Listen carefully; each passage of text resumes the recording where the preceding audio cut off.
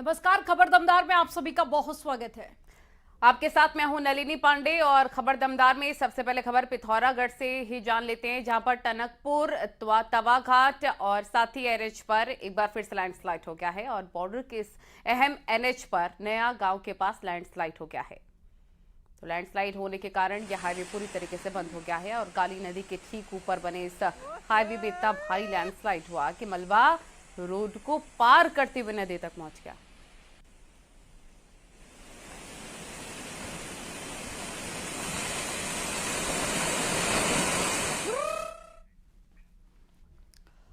और पिथौरागढ़ में टनकपुर तवाघाट एनएच पर एक बार फिर से भारी लैंडस्लाइड हुआ है और बॉर्डर के इस अहम एनएच पर नया गांव के पास में लैंडस्लाइड हुआ।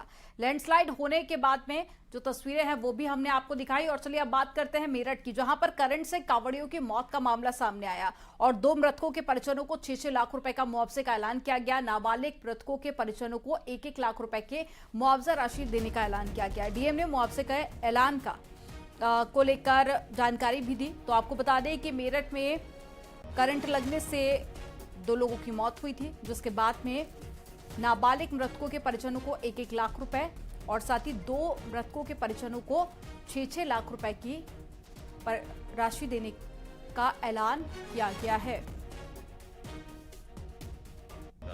उसमें हमारी है, जैसे 2 हमारे लोग कृषक दुर्घटना से आच्छादित हो रहे हैं तो उनको 5 लाख का, दोनों को 5-5 लाख का वो उसमें क्लेम है।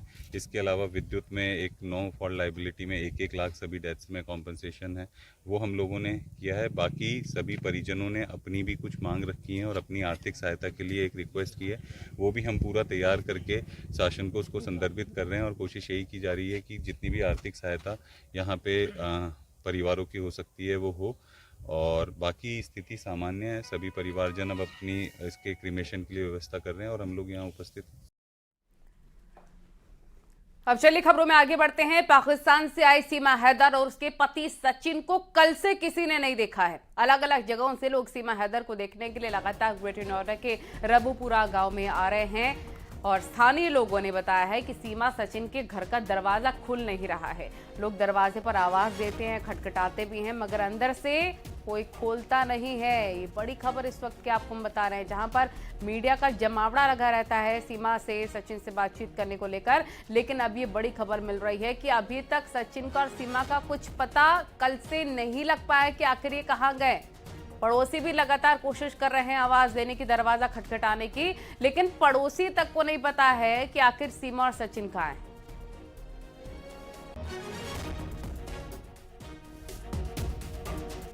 और सचिन कहाँ हैं किसी को नहीं पता है। उनको कुछ लोगों ने कल देखा है, जबकि कहा जा रहा है कि परसों के बाद से सीमा और सचिन को यहाँ पर लोगों ने नहीं देखा। इसी तरह से लोग आते हैं, दरवाजा इनका खटखटाते हैं और कोशिश करते हैं कि सीमा शायद बाहर आए, सचिन बाहर आए, बात करें, लेकिन ये सीमा सचिन का घर है, दरवाजा नहीं खुलता। हमने भी काफी कोशिश की इस दरवाजे को खटखटा कर पूछने की कि कोई अंदर से आए और बताए कि सीमा कहाँ है, सचिन कहाँ है, लेकिन कोई यहाँ पे नहीं बताने वाला। जबकि यहाँ पर ये आप देख सकते हैं कि भीड़ कितनी है, सिर्फ सीमा और सचिन को देखने की एक झलक के लिए यहाँ पर लोग आए हुए हैं, अलग अलग जगहों से आए हुए हैं, कुछ यहीं के हैं। आपका क्या नाम है? रवि, आप यहीं रहते हैं? जी।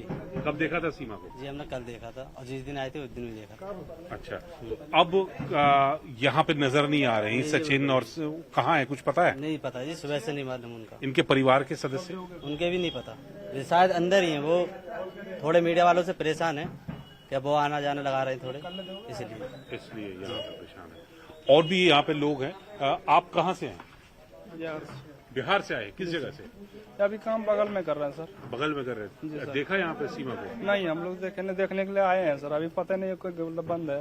अच्छा, कुलबीर, हाँ भैया, हाँ जी। आप यहीं के हैं? हाँ जी। देखा आपने सीमा को? हाँ जी। कब?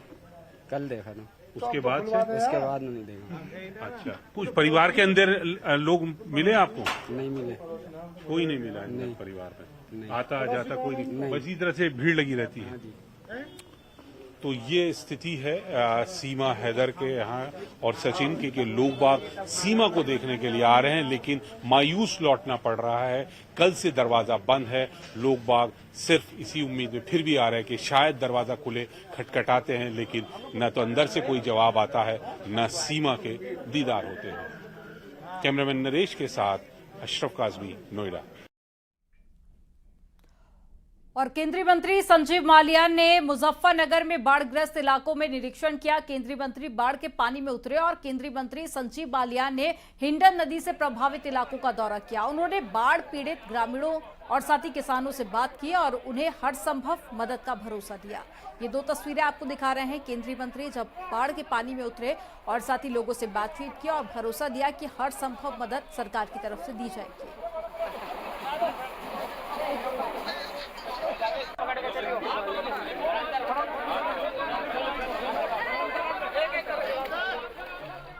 और लखनऊ वासियों के लिए अच्छी खबर कि कल लखनऊ के लोगों को करोड़ों की सौगात मिलने जा रही है। 3300 करोड़ की परियोजनाओं समेत कई योजनाओं का सीएम योगी, रक्षा मंत्री राजनाथ सिंह और साथ ही सड़क परिवहन मंत्री नितिन गडकरी लोकार्पण करेंगे। IIM क्रॉसिंग पर नवनिर्मित 4 लेन एलिवेटेड कॉरिडोर जनता के लिए खुल जाएगा। 2 किलोमीटर लंबा लखनऊ सीतापुर एलिवेटेड कॉरिडोर बनने से जानकीपुरम, बड़ियाम, भिटौली के लोगों को जाम से काफी राहत मिलेगी। उत्तर प्रदेश की राजधानी लखनऊ को कल कई सारी सौगातें मिलने जा रही हैं। ये तमाम सौगातें लखनऊ से सांसद और देश के रक्षा मंत्री राजनाथ सिंह आम जनता को समर्पित करेंगे। सातों से आप देखें तो मेरे पीछे ये सीतापुर रोड है, यानी राजधानी लखनऊ से जो लोग सीतापुर की तरफ जाते हैं, ये रोड उनको सीतापुर की तरफ बाहर लेकर के जाता है।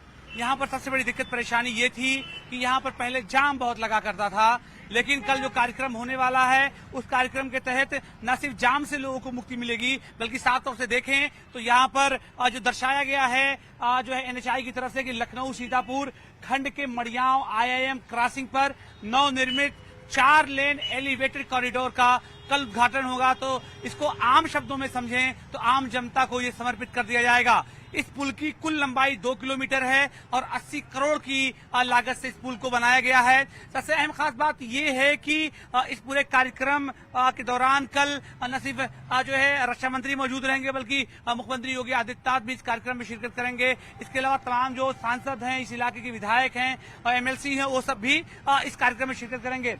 साफ तौर से अब तस्वीरें मैं दिखाऊंगा उस पुल की, जिस पुल का इंतजार राजधानी लखनऊ का था, खास तौर से तब जब इस पुल की सख्त जरूरत थी।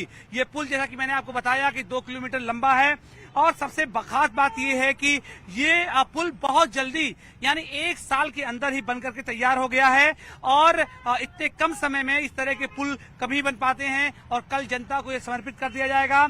राजधानी लखनऊ की बात करें तो करीब 3 लाख से ज्यादा की आबादी इस पुल से लाभान्वित होगी। जानकीपुरम का इलाका हो, मड़ियाव का इलाका हो, इसके अलावा भिटौली क्रॉसिंग का जो पूरा इलाका है, उस इलाके के लोगों को इस पुल से लाभ होगा। 2 किलोमीटर जो है पुल के अंदर कई सारे अंडरपास भी दिए गए हैं। अंडरपास भी लोग जाकर के भिटौली क्रॉसिंग तक जा सकते हैं। कैमरा पर्सन उपेंद्र के साथ अलाउद्दीन, न्यूज़ 18 लखनऊ। और पाकिस्तान से एक बड़ी खबर है, जहां डकैतों ने सिंध के काशमोर और साथ ही घोटकी में मंदिर पर हमला कर दिया। डकैतों के एक गिरोह ने आज तड़के सिंध के काशमोर में हिंदू समुदाय के सदस्यों के एक पूजा स्थल पर रॉकेट लॉन्चर से हमला किया। हमलावरों ने अंधाधुंध गोलीबारी की और बताया जा रहा है कि डकैतों ने महिलाओं और बच्चों सहित हिंदू समुदाय के लगभग 30 सदस्यों को कथित तौर पर बंधक भी बना लिया है।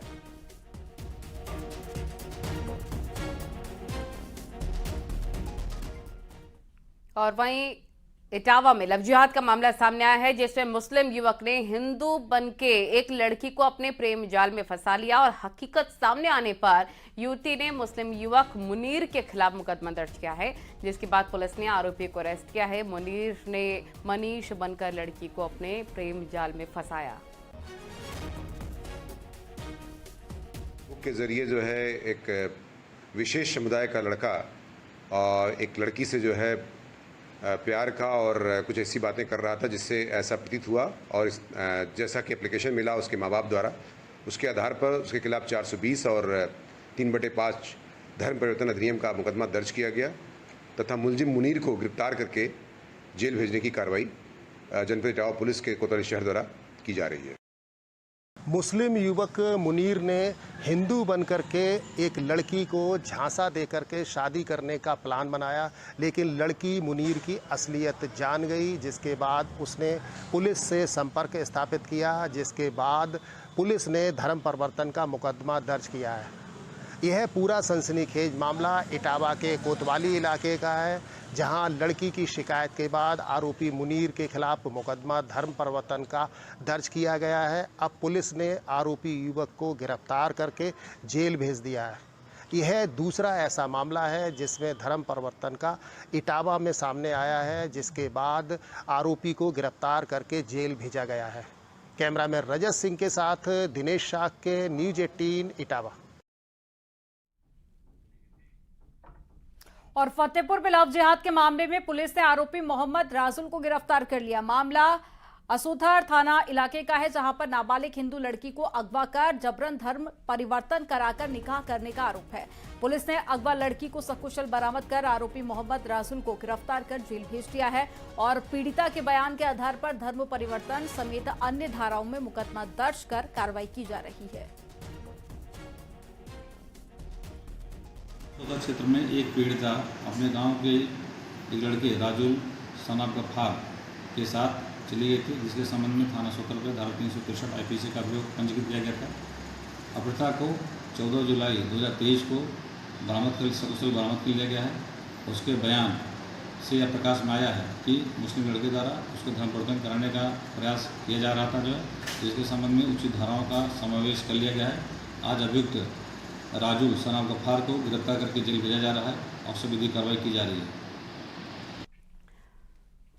और मुजफ्फरनगर में सड़क पर नमाज पढ़ने के मामले में पुलिस ने इमाम समेत 25 नमाजियों के खिलाफ केस दर्ज कर लिया है और सड़क पर नमाज पढ़ने का वीडियो वायरल हुआ था। इस आधार पर उस वीडियो को संज्ञान में लेते हुए पुलिस ने केस दर्ज किया है।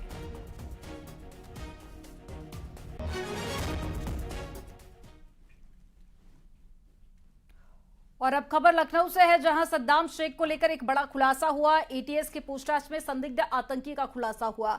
यूसीसी को लेकर नाराज था सद्दाम शेख और 3 मई 2023 की रात अपने करीबी अब्दुल्ला से बात में तेवर दिखाए थे। अगर संविधान से छेड़छाड़ हुई तो मुस्लिमों की गैरत जाग जाएगी, ये कहना था सद्दाम का। अगर ऐसा हुआ तो तिरंगे झंडे से अशोक चक्र हटाकर मुस्लिमों का धार्मिक नारा लिख दिया जाएगा। और अब पानी सिर से ऊपर जा चुका है, हम लड़ेंगे और मरना है तो अच्छे से मरेंगे, ये भी सद्दाम ने कहा। सोशल मीडिया में महिलाओं और युवतियों को भी जिहाद के लिए उकसा रहा था सद्दाम।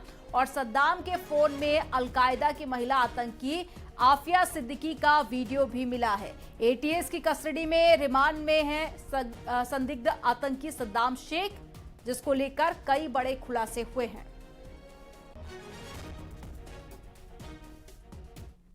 एटीएस की कस्टडी रिमांड के दौरान संदिग्ध आतंकी सद्दाम शेख के हवाले से खुलासा हुआ है। 3 मई 2023 की रात अपने दोस्त अब्दुल्ला से बातचीत के दौरान देश में यूनिफॉर्म सिविल कोड लागू किए जाने की चर्चा को लेकर सद्दाम ने अब्दुल्ला से कहा कि अगर संविधान को चेंज किया जाएगा, संविधान से छेड़छाड़ की जाएगी, तो कहीं ऐसा ना हो कि मुसलमानों की गैरत जाग जाए और वो सब इकट्ठे हो जाएं। दूसरी तरफ से अगर 10 आएंगे, हम एक होंगे, तो भी हम लड़ेंगे, अच्छे से लड़ेंगे और शहादत को हासिल करेंगे। यही नहीं, सद्दाम शेख ने यह भी कहा कि अगर संविधान से छेड़छाड़ की जाएगी तो तिरंगे झंडे से अशोक चक्र को हटाकर इस्लाम का सबसे प्रमुख धार्मिक नारा लिख दिया जाएगा। यही नहीं, सद्दाम शेख ने महिलाओं के नाम से सोशल मीडिया में आईडी बना रखी थी और मुस्लिम महिलाओं को जिहाद के लिए उकसा रहा था। अलकायदा की महिला आतंकी आफिया सिद्दीकी के वीडियो भी उसके सोशल मीडिया अकाउंट और उसके मोबाइल फोन में मिले हैं। कैमरामैन उपेंद्र यादव के साथ ऋषभ मणि त्रिपाठी, न्यूज़ 18 लखनऊ। और वहीं इटावा में पुलिस प्रशासन ने गैंगस्टर माफिया के खिलाफ सख्त एक्शन लिया है। 2 गैंगस्टर भाइयों सौरभ और गौरव की करीब 30 लाख की संपत्ति को सीज किया गया और बसवेहर इलाके में चकवाई खुर्द गांव में संपत्ति सीज की गई है। सौरभ को हत्या के केस में उम्र कैद की सजा सुनाई जा चुकी है। पैरोल पर रिहाई के बाद फिर से आपराधिक वारदातों को अंजाम देने का आरोप है और सौरभ ने भी कन्हैया नाम के शख्स की हत्या कर उसका अंतिम संस्कार कर दिया था। इटावा के डीएम ने दोनों भाइयों के खिलाफ गैंगस्टर एक्ट में कार्रवाई शुरू कर दी है। राजस्व और पुलिस विभाग ने करीब 30 लाख रुपए की संपत्ति सीज की है। करके धन कमाए थे, उसी आधार पर इनकी प्रॉपर्टी का जो है 14(1) गैंगस्टर एक्ट के तहत कार्रवाई की गई है और इनका 30 लाख की प्रॉपर्टी जो है वो सीज की गई है। सीओ सैफई और एसडीएम सैफई के नेतृत्व में कार्रवाई की गई है। और प्रयागराज जिले के सराय ममरेश में भदोही पुलिस ने संपत्ति कुर्क की और भदोही में पुलिस ने लूट के आरोपी की 40 लाख रुपए की संपत्ति कुर्क की। गैंगस्टर एक्ट के तहत में आरोपी राशु पांडे का मकान कुर्क कर दिया गया और गैंग लीडर राशु पांडे की संपत्ति कुर्क की गई है। राशु के खिलाफ कई जिलों में 21 आपराधिक मुकदमे दर्ज हैं। आरोपी राशु पर भदोही में बैंक मित्र से लूट का भी आरोप है।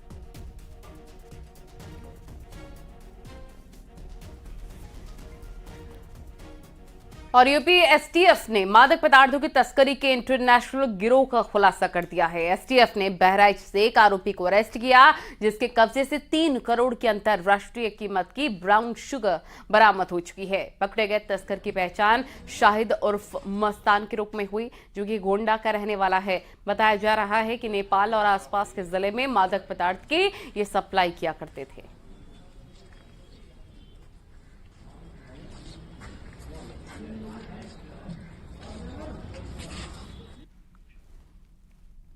मैनपुरी पुलिस ने 60 किलो गांजे के साथ में 3 तस्करों को गिरफ्तार किया है। पकड़े गए गांजे की कीमत करीब 10 लाख रुपए आकी गई है और करहल पुलिस और साथ ही सर्विलांस टीम को यह कामयाबी मिली है। बताया जा रहा है कि गांजे की सप्लाई छत्तीसगढ़ से मथुरा के रास्ते दिल्ली होनी थी।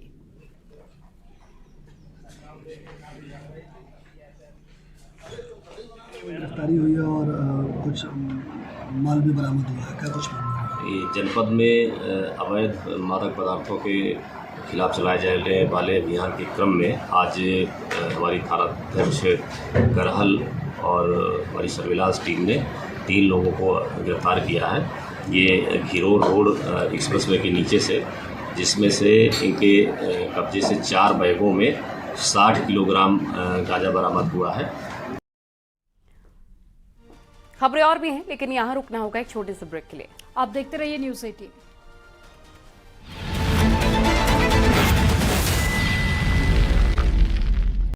ब्रेक के बाद एक बार फिर से आपका स्वागत है। चलिए खबरों में आगे बढ़ते हैं। बुलंदशहर में मुख्य मंदिर और गंगा घाटों पर हेलीकॉप्टर से पुष्प वर्षा की गई। भूतेश्वर मंदिर, अनूप शहर और गंगा घाट और साथ ही आहार के अवंतिका देवी और महादेव मंदिर पर फूल बरसाए गए और डीएम एसएसपी ने कांवड़ यात्रियों पर पुष्प वर्षा की। ये तस्वीरें आपको दिखा रहे हैं बुलंदशहर की, जहां पर डीएम और एसएसपी ने कांवड़ियों पर पुष्प वर्षा की और साथ ही मंदिर और घाटों पर भी ये पुष्प वर्षा की गई।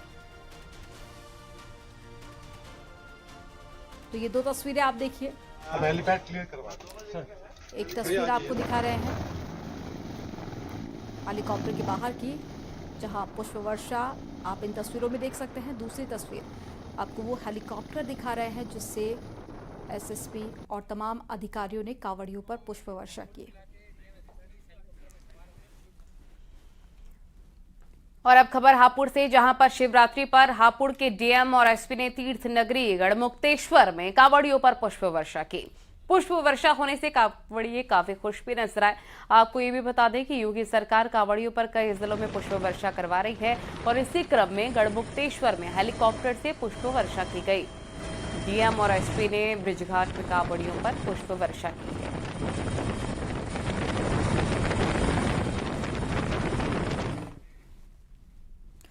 और बिजनौर के नांगल सोती इलाके में उस वक्त हड़कंप मच गया जब बारिश के पानी में तैरता हुआ मगरमच्छ एक घर में जा घुसा।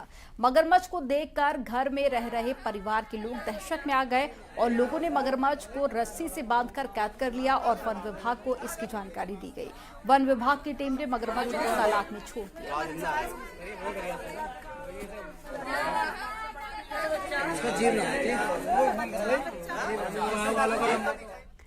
और जालौर में शातिर अपराधियों के फर्जी जमानत लेने वाले गिरोह का पर्दाफाश करते हुए सरगना समेत 7 लोगों को गिरफ्तार कर लिया गया है। पुलिस के मुताबिक 2 दशक से ये गिरोह शातिर अपराधियों के लिए फर्जी जमानतें उपलब्ध करवाते थे और उरई पुलिस ने अम्बेडकर चौराहे से इन सभी को अरेस्ट किया है।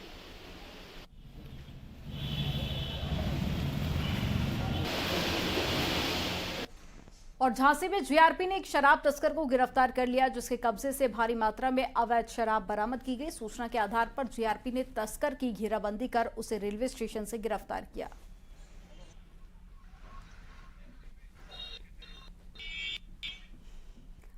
और कानपुर के गंगा बैराज में स्टंट के बाद बिठूर के ब्रह्मा पर्वत पर ब्रह्मावर्त घाट से लड़कों के नदी में छलांग लगाने की तस्वीर सामने आई है। ब्रह्मावर्त घाट पर स्थित छोटे मंदिर के ऊपर से छलांग लगाते कुछ लड़कों का वीडियो वायरल हो रहा है, जिसमें गंगा के बड़े जलस्तर के बावजूद जान को जोखिम में डालकर ये लोग कूद रहे हैं।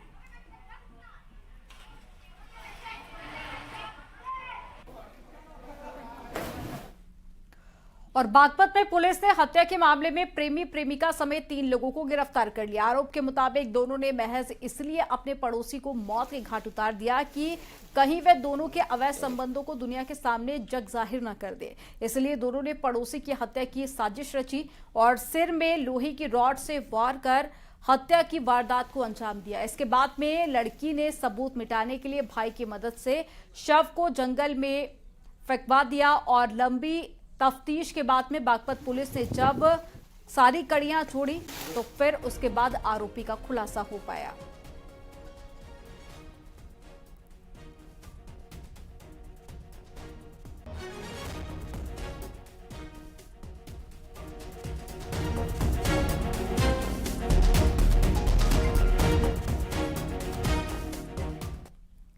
और इसी के साथ खबर दमदार में आज के लिए फिलहाल इतना ही। आगे देखिए उत्तराखंड की तमाम बड़ी खबरें, लेकिन उससे पहले एक नजर इस